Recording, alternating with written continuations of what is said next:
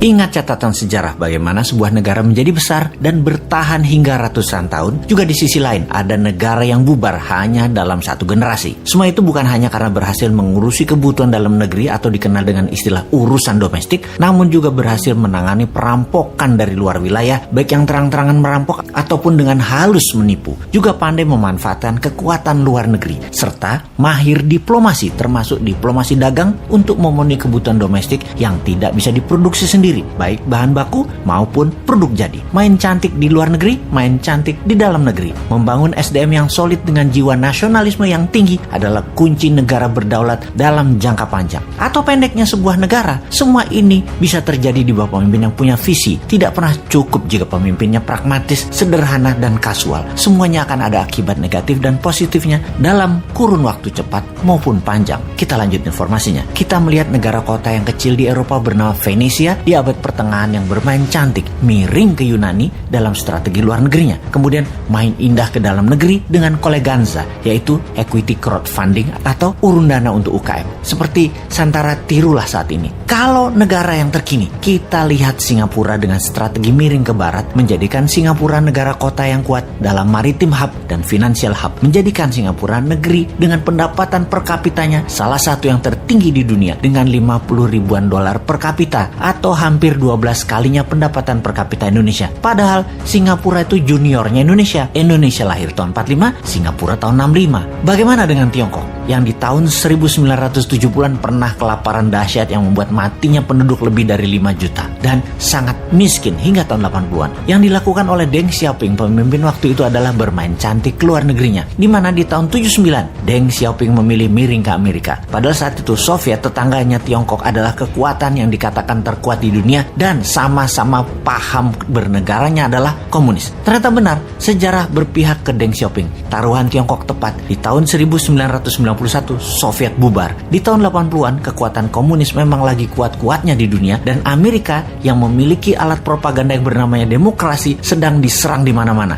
Untuk itu, apapun resikonya, Amerika mepet Tiongkok. Amerika perlu Tiongkok untuk menahan Soviet dan menahan Korea Utara setelah gagal di tahun 1975 di Vietnam yang menjadikan Vietnam negara komunis. Tiongkok pun kemudian diguyur dana besar dan banyak perusahaan barat masuk ke Tiongkok dengan syarat Tiongkok berpihak ke sekutu. Tiongkok yang di tahun 70-an income per kapitanya di bawah Indonesia melakukan strategi luar negeri yang cantik yang berbuah pada saat ini income per kapitanya 5 kali Indonesia. Selama 10 tahun kemudian hingga tahun 1989 Tiongkok menggeliat naik ekonominya. Banyak reformasi dilakukan di dalam negeri. Perusahaan sekutu barat serta perusahaan globalis banyak memindahkan pusat produksinya ke Tiongkok karena SDM yang kuat kerja serta murah. Di tahun 89, bulan Juni, mahasiswa demo di Tiananmen menuntut demokrasi meledak. Efek pemahaman barat mulai masuk ke sendi bernegara Tiongkok. Mahasiswa ingin bebas demokrasi. Deng Xiaoping dilema, memihak barat sesuai dengan perjanjian dengan Ronald Reagan, sekutu barat, atau balik kanan mementingkan dasar negara, sosialis komunis. Setelah adanya secret meeting, keputusannya adalah tetap sosialis komunis dan anti demokrasi barat. Maka disikatlah mahasiswa di Tiananmen Square itu,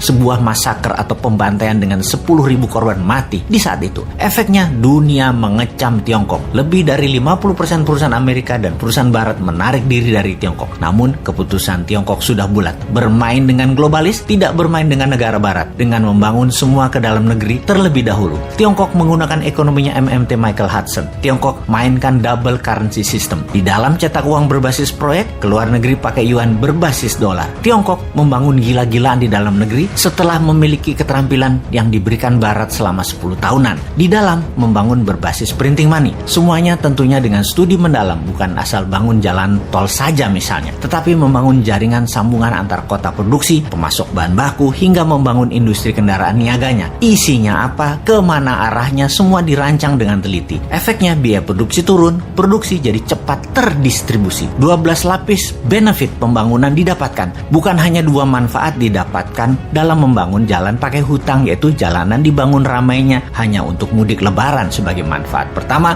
dan dapat sohor populer terlihat membangun, yaitu manfaat kedua, yaitu negara tetangga yang punya begituan bukan Tiongkok.